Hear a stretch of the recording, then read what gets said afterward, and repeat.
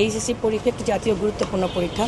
সঙ্গত কারণেই প্রশাসন চায়, জেলা প্রশাসন চায় যে এটা নকলমুক্ত পরিবেশে, সুষ্ঠু পরিবেশে এবং প্রত্যেকটা শিক্ষার্থী সমান সুযোগে নিরাপদ পরিবেশে পরীক্ষা দেবে এবং আমরা সেই পরিবেশটা এনশিওর করতে পেরেছি। আমরা প্রত্যেকটা পরীক্ষা কেন্দ্রে ল অ্যান্ড অর্ডার নিশ্চিত করবার জন্য এক্সিকিউটিভ ম্যাজিস্ট্রেট দিয়েছি, ট্যাগ অফিসার দিয়েছি, তারা কাজ করছে। আপনারা দেখেন আমার বাম পাশে ট্যাগ অফিসার আছেন, তারা ডিউটি করছে।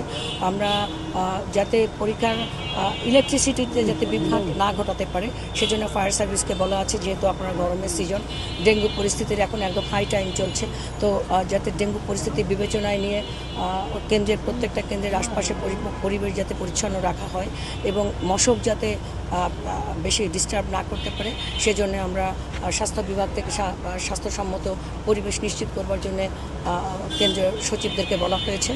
আর আমরা চাই যে একটা নকলমুক্ত পরিবেশে তো হবেই, অভিভাবকরা আছেন, যাতে অভিভাবকরাও ডিস্টার্ব না করে, বেশি ভিড় না করে, শান্তিপূর্ণ পরিবেশে পরীক্ষা উদযাপিত হয়।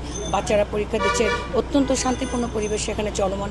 আমরা একসময় দেখতাম যে পাশাপাশি কথা বলছে বা ছোট ছোট চিরকুট দিয়ে অনেকে লিখত, কিন্তু এখন সেই পরিবেশ একেবারেই নেই।